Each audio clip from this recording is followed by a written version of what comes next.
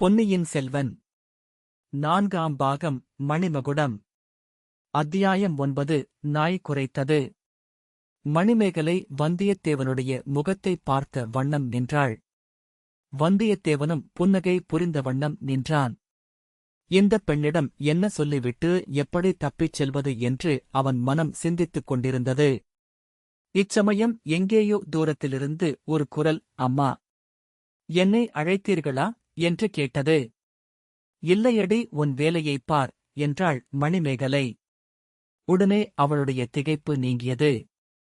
சற்று முன் வந்தியத்தேவன் புகுந்து வந்த துவாரத்தின் அருகில் சென்று உட்பக்கத்துத் தாழையிட்டாள். பின்னர் வந்தியத்தேவனுக்கு சமிக்கை காட்டி அந்த அறையிலேயே சற்று தூரமாக அழைத்துச் சென்றாள். சட்டென்று திரும்பி நின்று, ஐயா, உண்மையைச் சொல்லும்.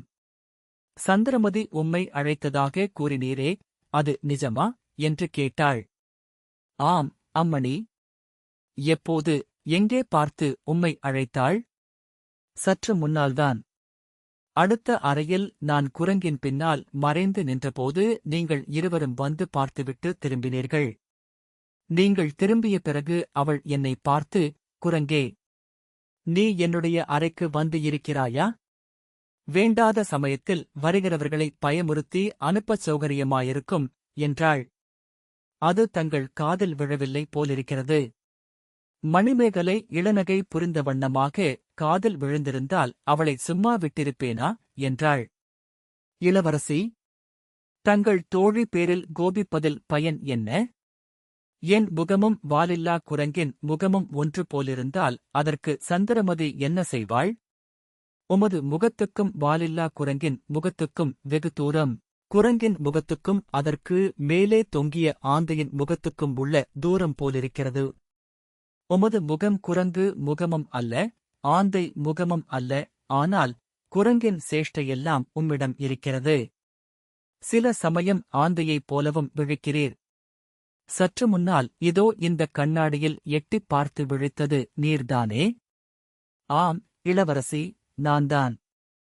எதற்காக உடனே பின்வாங்கிக் கதவைச் சாத்திக் கொண்டீர்? இந்தக் கண்ணாடியில் என் முகத்துக்கு அருகில் ஒரு தேவ கன்னிகையின் முகம் போலத் தெரிந்தது. அந்த தேவ கன்னிகை என் முகத்தைப் பார்த்து பயந்து கொள்ளப் போகிறாளே என்று நான் பிடித்திருந்த யானை தந்தத்திலிருந்து கையை எடுத்தேன். கதவு தானாக சாத்திக் கொண்டது. அந்த தேவ கன்னிகை யார் என்பது உங்களுக்கு தெரியுமா? அந்த க்ஷணம் எனக்கு தெரியவில்லை. பிறகு நினைத்து பார்த்து தெரிந்து கொண்டேன். என்ன தெரிந்து கொண்டீர்? நான் பார்த்தது தேவ கன்னிகை அல்ல, தேவ கன்னிகைகள் ஓடி வந்து அடிபணிவதற்குரிய மணிமேகலாதேவி, கடம்பூர் சம்புவரையரின் செல்வக்குமாரி என்று தெரிந்து கொண்டேன். என்னுடைய ஆரியர் நண்பன் கந்தமாறனுடைய அருமைத் தங்கை என்பதும் நினைவுக்கு வந்தது. மணிமேகலையின் புருவங்கள் நெரித்தன. ஏளனமும் கோபமும் கலந்த புன்சிரிப்புடன், அப்படியா? என் தமையன் கந்தமாறன் தங்களுடைய ஆரியர் நண்பனா என்றாள். அதில் என்ன சந்தேகம் இளவரசி? 4 மாதங்களுக்கு முன்னால் நான் இங்கு ஒருநாள் வந்திருந்தது நினைவில்லையா? அந்தப் புறத்துக்கு கூட வந்து தாய்மார்களுக்கு வணக்கம் செலுத்தினேனே, அது ஞாபகம் இல்லையா? நன்றாய் ஞாபகம் இருக்கிறது. அதற்குள் மறந்துவிடுமா? அந்த வல்லவரையர் வந்தியத்தேவர் என்னும் வாணர் குலத்து இளவரசர் தாங்கள்தானா? ஆம் இளவரசி. தங்குவதற்கு அரண்மனையும் ஆளுவதற்கு இராஜ்யமும் இல்லாமல் அரையன் என்ற குலப்பெயரை மட்டும் தாங்கிக் கொண்டிருக்கும் அந்த ஏழை நான்தான். ஒரு காலத்தில் தங்கள் தமையன் என்னிடம் தங்களைப் பற்றி எவ்வளவோ சொல்லியதுண்டு. ஒரு காலத்தில் நானும் கந்தமாறனும் வடபெண்ணை நதிக்கரையில் காவல் செய்து கொண்டிருந்தபோது தங்களைப் பற்றி அடிக்கடி சொல்லுவான். நானும் ஏதேதோ கனவு கண்டு கொண்டிருந்தேன். பிறகு அந்த எண்ணத்தை மறந்துவிட்டேன். மணிமேகலையின் உள்ளத்தில் ஓர் அதிசயமான எண்ணம் தோன்றியது. இவன் தன்னைக் குத்திக் கொல்ல முயன்றதாக கந்தமாறன் கூறினான். அது எதற்காக இருக்கும்? ஒருவேளை தன்னைப் பற்றியதாகவே இருக்குமோ? தன்னை இவனுக்கு மணம் செய்து கொடுக்கப் போவதில்லை என்று சொன்னதற்காக கந்தமாறனுடன் சண்டையிட்டிருப்பானோ? இந்த எண்ணம் அவள் உள்ளத்தில் இன்பப் புயலை உண்டாக்கியது. அதை அவள் கோபப் புயலாக மாற்றிக்கொண்டாள். ஐயா, பழைய கதையெல்லாம் இப்போது வேண்டாம். இந்த அரண்மனையில் நீர் கள்ளத்தனமாக புகுந்ததின் காரணத்தைச் சொல்லும், இல்லாவிடில் உடனே என் தோழியை அழைத்து தந்தைக்குச் சொல்லி அனுப்ப வேணும் என்றாள். இளவரசி, நான் இங்கு வந்த காரணத்தை முன்பே சொன்னேனே. சில கொலைகாரர்கள் என்னை கொல்லுவதற்காக துரத்திக் கொண்டு வந்தார்கள். அவர்களிடமிருந்து தப்பி ஓடி வந்தபோது பூமியில் ஒரு துவாரம் தெரிந்தது. அது ஏதோ இரகசிய பாதை என்று அறிந்து கொண்டேன். அதன் வழியாக ஓடித் தப்பிக்கலாம் என்று வந்தபோது அந்த வழி இங்கே கொண்டு வந்து சேர்த்தது. ஐயா, சுத்தவீரர் என்றால் உமக்கே தகும். நானும் எத்தனையோ அசகாய சூரர்களைப் பற்றிக் கேட்டிருக்கிறேன். ஆனால் உம்மைப்போல் ஓட்டத்தில் சூரனைப் பற்றிக் கேட்டதில்லை. உத்தரகுமாரன் உம்மிடம் பிச்சை வாங்க வேண்டியதுதான். வந்தியத்தேவன் மனத்தில் சுரீர் என்றதுதான் அசட்டுப் பெண் என்று நினைத்து மணிமேகலை இப்படித் தன்னை குத்திக் காட்டும்படி ஆகிவிட்டதல்லவா? தேவி, அவர்கள் 7-8 பேர். நான் ஒருவன். அவர்கள் ஆயுதபாணிகள். என்னிடம் ஆயுதமே இல்லை. என்னுடைய அருமை வேல் கொள்ளிடத்து வெள்ளத்தில் போய்விட்டது. ரொம்ப நல்லது. அந்தப் படுபாதக வேல் சிநேகிதனை பின்னாலிருந்து குத்திக் கொல்லும் வேல் ஆற்றோடு போனதே நல்லது. வந்தியத்தேவனுக்கு தூக்கி வாரிப் போட்டது. அவன் பதில் சொல்ல வாயெடுப்பதற்குள் மணிமேகலை, உண்மையை கூறிவிடும் கொலைக்காரர்களிடம் தப்புவதற்காக ஓடி வந்தீரா?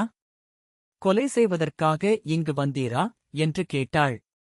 வந்தியத்தேவன் தீயில் காலை வைத்தவனைப் போல் துடித்து, சிவசிவா, நாராயணா, நான் யாரை கொலை செய்வதற்காக இங்கே வரவேணும்?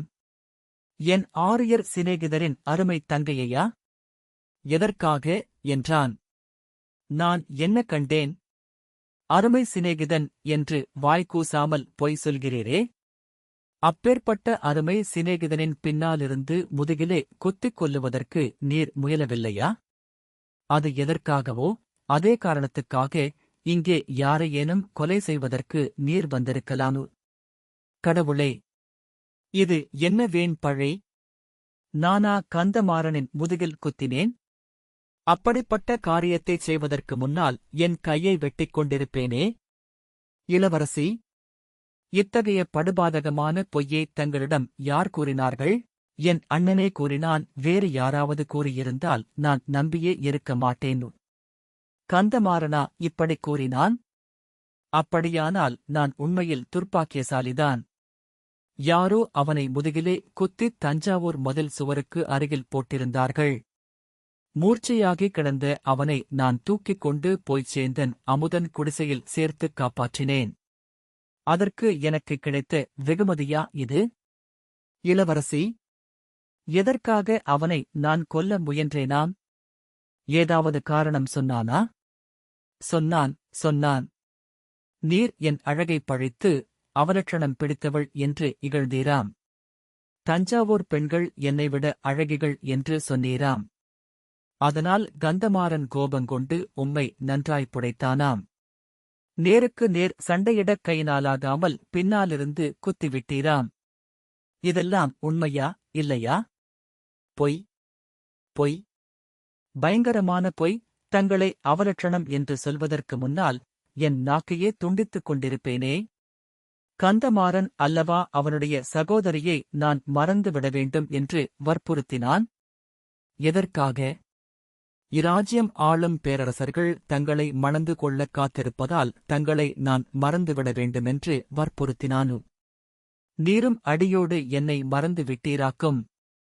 என்னால் அடியோடு மறக்க முடியவில்லை. ஆனால் அது முதல் தங்களை என் அருமை சகோதரியாக கருதத் தொடங்கினேன். இளவரசி, உடனே கந்தமாறனிடம் என்னை அழைத்துப் போங்கள். அல்லது அவனை இங்கே அழையுங்கள். ஏன் இத்தகைய பெரும் பொய்யை அவன் சொன்னான் என்றாவது தெரிந்து கொள்கிறேன். அல்லது உண்மையிலேயே அவன் அப்படி எண்ணிக் கொண்டிருந்தால் அந்த தப்பெண்ணத்தைப் போக்குகிறேன். தஞ்சாவூரில் ஆரம்பித்த காரியத்தை இங்கே பூர்த்தி செய்துவிடலாம் என்று வந்தீராக்கும். அப்படியென்றால் அங்கே அவனைக் கொல்ல முயன்றீர். அந்த முயற்சி பலிக்கவில்லை.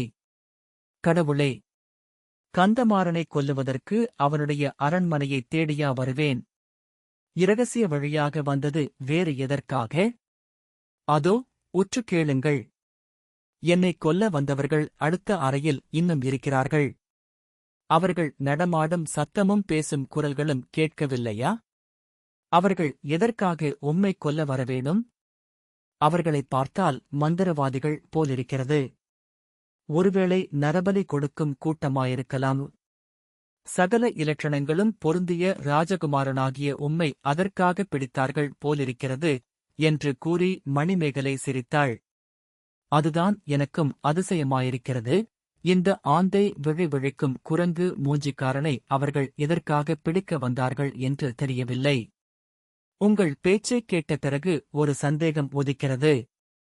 ஒருவேளை என் நண்பன் கந்தமாறனை இப்படிப்பட்ட ஏற்பாடு செய்திருப்பானோ என்று. அவனிடம் உடனே என்னை அழைத்துச் செல்லுங்கள்.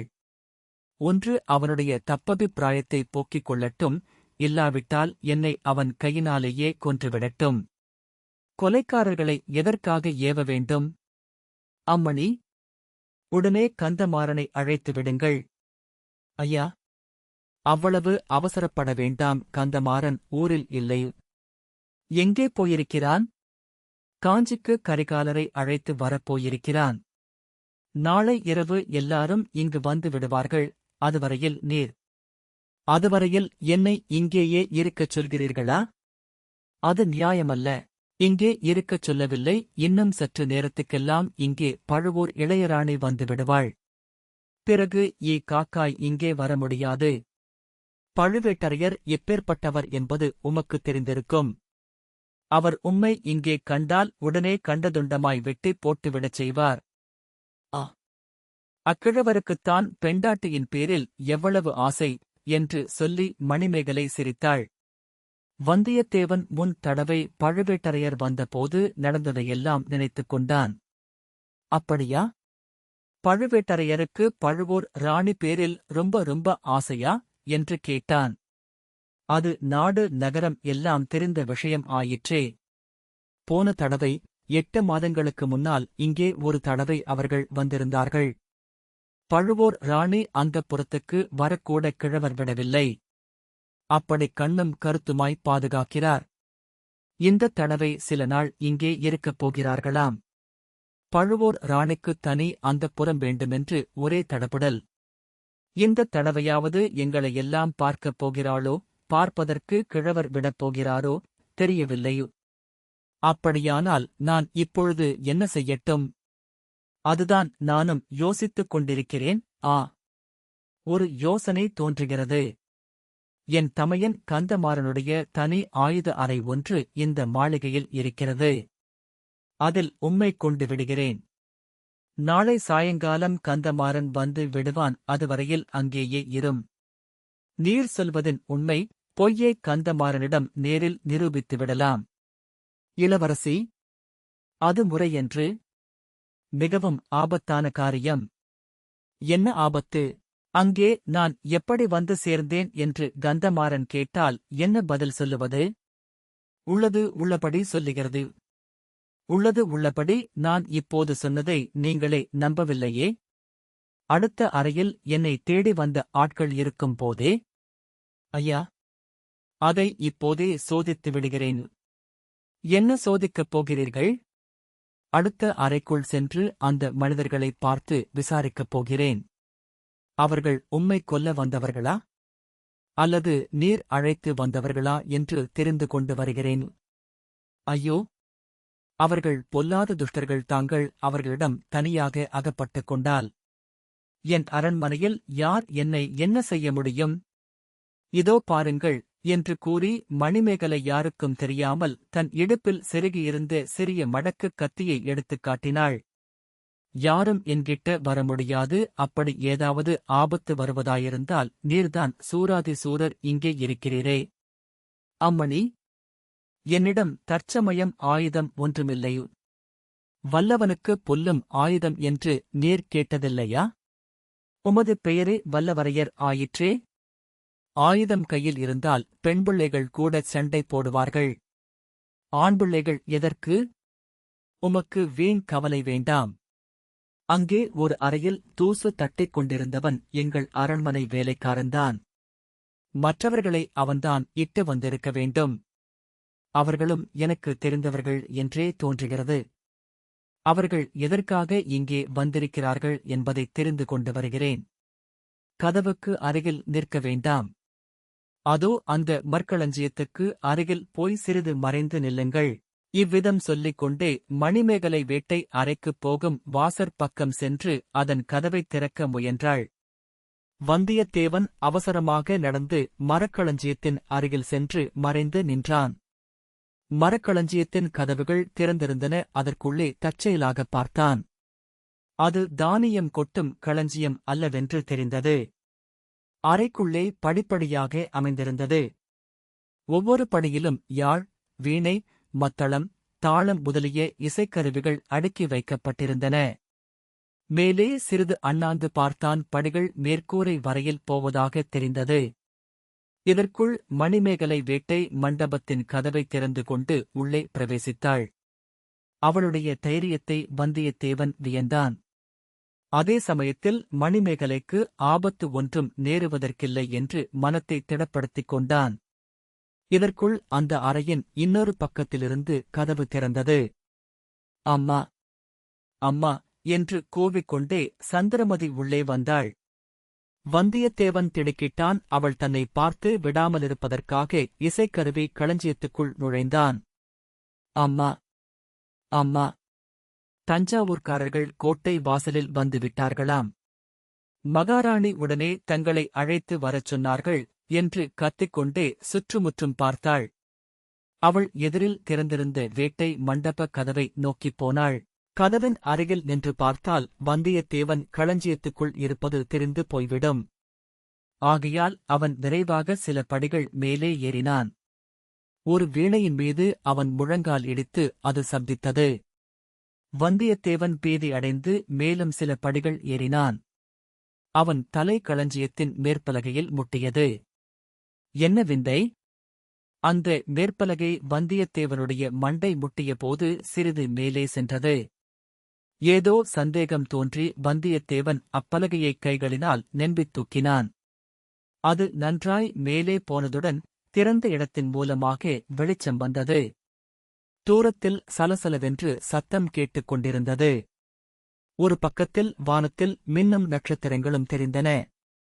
வந்தியத்தேவனுடைய உள்ளம் உற்சாகத்தினால் துள்ளியது. பலகையை நன்றாக நகர்த்திவிட்டு மேலே ஏறினான். மாளிகையின் மேல் மச்சில் ஒரு பகுதிக்குத்தான் வந்திருப்பதைக் கண்டான். அதிலும் அந்தப் பகுதி முன்னொரு நாள் அவன் சுகமாக காற்று வாங்கிக் கொண்டு படுத்திருந்த பகுதிதான். பெரிய தூண்களின் மறைவில் நின்று சிற்றரசர்களின் கொடிய சதியாலோசனையைப் பற்றி தெரிந்து கொண்ட அதை இழந்தான். பலகையைத் தள்ளி முன்போல் மூடினான். மூடிய பிறகு கூரையிலிருந்து அப்படி ஒரு வழி இருக்கிறதென்று கண்டுபிடிப்பது சுலபமல்லவென்பதை உணர்ந்தான். அதைப் பற்றி இப்போது யோசிக்கவும் அதிசயப்படவும் அவகாசம் இல்லை. அங்கிருந்து தப்பிச் செல்லும் வழியைப் பார்க்க வேணும். இத்தனை நேரமும் தனக்கு உதவி செய்த அதிர்ஷ்ட தேவதை இனியும் உதவி செய்யாமலா இருக்கப் போகிறது? வந்தியத்தேவன் நாலாபுறமும் சுற்றிப் பார்த்தான். எங்கு நோக்கினாலும் கொடிகளும் தோரணங்களும் பறந்து அந்த அரண்மனை பிரதேசம் முழுவதும் கண்கொள்ளாக் காட்சியாயிருந்தது. அடடா! இராஜோபசாரம் என்பது இதுதான் போலும். வந்தியத்தேவன் அடிமேல் அடி வைத்து மெல்ல மெல்ல நடந்தான். சுற்று முற்றும் பார்த்து கொண்டு நடந்தான். மேல் மச்சில் எங்கும் மனித சஞ்சாரமே இல்லை. அந்த வரையில் நம் அதிர்ஷ்டந்தான். பிறகு கொஞ்சம் விரைவாகவே நடந்தான். முன்னொரு தடவை அவன் படுத்திருந்த நிலா மாடத்துக்கு வந்து சேர்ந்தான். அங்கிருந்து பார்த்தபோது அரண்மனையின் வெளிமுதலும் மதில்களுக்கும் மாளிகைக்கும் நடுவிலிருந்து முற்றமும் குரவைக் கூத்து நடந்த இடமும் சதியாலோசனை நடந்த இடமும் காணப்பட்டன. ஆனால் அந்த இடங்களில் மனிதர்கள் யாரும் காணப்படவில்லை. அதற்குக் காரணம் கண்டுபிடிப்பது அவ்வளவு கடினமான காரியமாயில்லை. அரண்மனையின் முன் வாசலில் ஒரே அல்லோல கல்லோலமாயிருந்து நூற்றுக்கணக்கான தீவர்த்திகள் வெளிச்சம் தந்தன. மேளதாளங்கள் பேரிகை முழக்கங்களுடன் மனிதர்களின் வாழ்த்தொலிகளும் கலந்து பேரொலியாக கிளம்பியது. பழுவேட்டரையரின் பரிவாரங்கள் அரண்மனை வாசலை நெருங்கி வந்து விட்டபடியால் அவர்களை வரவேற்பதற்காக எல்லாரும் அங்கே போயிருக்கிறார்கள். அதனாலேதான் இங்கே எல்லாம் ஜனசஞ்சாரம் இல்லை. ஆகா! உண்மையில் அதிர்ஷ்ட தேவதை வந்தியத்தேவன் பக்கத்தில் இருந்தாள் என்பதில் சந்தேகமில்லை. தப்பிச் செல்வதற்கு எவ்வளவு அருமையான சந்தர்ப்பம்! அரை நாழிகைக்கு முன்னாலும் இத்தகைய சமயம் கிடைத்திராது. அரை நாழிகை பின்னால் வந்தாலும் இம்மாதிரி வசதி கிட்டியிராது. சதியாலோசனை நடந்த இடத்துக்கு சமீபமாக வந்து வந்தியத்தேவன் இன்னொரு தடவை சுற்று முற்றும் பார்த்தான். ஒருவருமில்லை. கீழே குனிந்து பார்த்தான். அங்கேயும் யாரும் இல்லை. எதிரில் மதில் சுவரை பார்த்தான். அங்கேயும் யாரும். ஆ, இது என்ன? மதில் மேல் கிளைகளுக்கு நடுவில் ஒரு முகம். ஆழ்வார்க்கடியானுடைய முகம் போல் தெரிகிறதே. சீச்சி, வீண்பிரமை. முன்னொரு தடவை ஆழ்வார்க்கடியானுடைய முகம் போல் தெரிந்த இடம் அது. ஆகையால் அவன் மனம் அவனை அப்படி ஏமாற்றிவிட்டது. அதுவும் ஒரு நல்லதற்குத்தான். மதில் மேல் ஏறிக் குதித்து தாண்டுவதற்கு அதுதான் சரியான இடம். அதை அவனுடைய உள்மனம் சுட்டிக்காட்டி ஞாபகப்படுத்தியிருக்கிறது. வரவேற்பு முடிந்து வாசலில் நிற்கும் கூட்டம் உள்ளே வருவதற்குள் அவன் தப்பித்துச் செல்ல வேண்டும். முற்றத்தில் எப்படி இறங்குவது? இதோ ஒரு வழி. இங்கே முற்றத்தில் ஒரு கொட்டகை போட்டிருக்கிறது. குரவைக்கூத்துக்காக போட்டிருக்கும் கொட்டகை போலும். கொட்டகைக்காக புதைத்திருந்து மூங்கில் மரம் ஒன்று நெடுதியர்ந்து மேல் மச்சு வரையில் வந்திருந்தது. வந்தியத்தேவன் அதை தாவிப் பிடித்துக் கொண்டு சரசரவென்று கீழே இறங்கினான். மீண்டும் சுற்று முற்றும் பார்த்தான். ஒருவரும் இல்லை. மச்சின் மேலே தான் சற்றுமுன் நின்ற இடத்தில் கிண்கிணிச் சத்தம் கேட்டது. ஆகா! மணிமேகலை தன்னை தேடி வந்தாள் போலும். பொல்லாத பெண்! இச்சமயம் அவளிடம் அகப்பட்டுக் கொண்டால் நம்பாடு தீர்ந்தது. முற்றத்தின் திறந்த வெளியே ஒரே ஓட்டமாக ஓடி வந்தியத்தேவன் கடந்தான். மதில் சுவர் ஓரமாக நின்று திரும்பிப் பார்த்தான். மச்சின் மீது ஒரு பெண் உருவம் தெரிந்தது. மணிமேகலையோ சந்திரமதியோ தெரியவில்லை. யாராயிருந்தாலும் தான் முற்றத்தை ஓடிக் கடந்ததை பார்த்திருக்க வேண்டும். நல்ல வேளையாக கூச்சல் போடவில்லை. அவள் யாராயிருந்தாலும் நன்றாயிருக்கட்டும். மகராசியா இருக்கட்டும். இவ்விதம் மனதிற்குள் வாழ்த்திக் கொண்டே மதில் சுவர் ஓரமாக வந்தியத்தேவன் விரைந்து நடந்தான். மதில் மேல் ஆழ்வார்க்கடியானுடைய முகம் தெரிந்த இடம் வந்துவிட்டது. அங்கே சுவரில் ஏறுவது எப்படி? இவ்வளவு உயரமாயிருக்கிறதே. சுவரில் பிடித்துக் கொள்வதற்கு மேடு பள்ளம் ஒன்றுமே இல்லையே. கடவுளே! இதோ ஒரு உபாயம். குரவைக்கூத்து கொட்டகைக்காக கொணர்ந்து மூங்கில் கழிகள் சில சற்று தூரத்தில் கிடந்தன. அவை மிஞ்சிப் போனவை போலும். ஒரே பாய்ச்சலாக பாய்ந்து அந்த கழிகளில் ஒன்றை எடுத்து வந்தான். மதிலின் பேரில் சாய்த்து வைத்தான். கழியின் உயரத்துக்கும் மதிலின் உயரத்துக்கும் சரியாக இருந்தது. ஆனால் கழி சுவரில் நிலைத்து நிற்க வேண்டுமே. ஏறும்போது நழுவிவிட்டால் கீழே விழ வேண்டியதுதான். அதற்காக கையைக் கட்டிக்கொண்டு சும்மா இருந்து என்ன பயன்? கழியை இரண்டொரு தடவை அழுத்திப் பார்த்துவிட்டு அதன் வழியாக ஏறத் தொடங்கினான். பாதி சுவர் ஏறியபோது கழி நழுவத் தொடங்கியது. தொலைந்தோம், கீழே விழுந்தால் எலும்பு நொறுங்கிவிடும் என்று எண்ணுவதற்குள் கழி மறுபடியும் உறுதியாக நின்றது. மேலே இருந்து ஒரு கரம் அதை பிடித்துக் கொண்டது போல் தோன்றியது. நமக்கு பைத்தியம் பிடிப்பதுதான் பாக்கி என்று எண்ணிக்கொண்டு வந்தியத்தேவன் மேலே ஏறினான். மதில் சுவரின் மேல் முனையை அவன் பிடித்துக் கொண்டதும் கழி நழுவிக் கீழே விழுந்தது. அது விழுந்த சத்தம் இடி முழக்கம் போல் அவன் காதில் விழுந்தது. நல்ல வேளை. கோட்டை வாசலில் ஆரவாரம் இப்போது இன்னும் அதிகமாயிருந்தது. ஆகையால் யார் காதிலும் விழுந்திராது. ஆனால் எதிரே அந்தப்புற மேல் மாடத்தில் நின்ற பெண். அவள் காதில் விழுந்திருக்கும். மதில் மேல் தாவி ஏறி நின்றபடி மறுபடி ஒரு தடவை வந்தியத்தேவன் அந்தப் பக்கம் திரும்பிப் பார்த்தான். இன்னமும் அப்பெண் அங்கேயே நின்று கொண்டிருந்தாள். வந்தியத்தேவனுடைய கிறுக்கு குணம் அவனை விட்டுப் போகவில்லை. போய் வருகிறேன் என்று சொல்கிற பாவனையாக கையை ஆட்டிவிட்டு மதிலின் அப்புறத்தில் இறங்கத் தொடங்கினான். இறங்குவதில் அவ்வளவு கஷ்டம் இல்லை. ஏனெனில் மதில் சுவரின் வெளிப்புறம் உட்புறத்தைப் போல் மட்டமாக இல்லை. சில மேடு பள்ளங்கள் இருந்தன. பக்கத்திலிருந்த மரங்களின் கிளைகள் சில சுவரின் மீது மோதி உராய்ந்து கொண்டிருந்தன. அவற்றின் உதவி கொண்டு சரசரவென கீழே இறங்கினான். மணிமேகலையைத்தான் ஏமாற்றிவிட்டு வந்தது பற்றி நினைத்தபோது அவனுக்கு சிரிப்பு வந்தது. அந்தச் சிரிப்பின் எதிரொலியைப் போல் இன்னொரு சிரிப்பு எங்கிருந்தோ வந்தது. வந்தியத்தேவனுடைய இரத்தம் அவனுடைய உடம்பில் உறைந்து போயிற்று. கைகள் நடுங்கின. கீழே குதிப்பதற்காகப் பார்த்தான். நாய் ஒன்று அவன் மீது பாயக் காத்துக் கொண்டிருப்பதைக் கண்டான். மேலே ஏறுவதைப் பற்றி இனி யோசிப்பதற்கே இல்லை. கீழே குதித்துத்தான் ஆக வேண்டும். குதித்தால் இந்த நாயின் வாயில் ஒரு பிடி சதையையாவது கொடுத்துத் தீர வேண்டும். சற்று முன் கேட்டது சிரிப்புச் சத்தமா, அல்லது நாய் குரைத்த சத்தமா? பக்கத்தில் யாராவது மறைந்து நின்று நாயை ஏவிவிட்டிருக்கிறார்களா? மேலே ஏறுவதில் அபாயம் அதிகமா, கீழே குதிப்பதில் அபாயம் அதிகமா? வந்தியத்தேவனுடைய உள்ளம் ஊசலாடியது. அவனுடைய கால்களும் எழும்பி எழும்பிக் குதித்து நாயின் வாயில் அகப்படாமல் இருப்பதற்காக ஊசலாடின.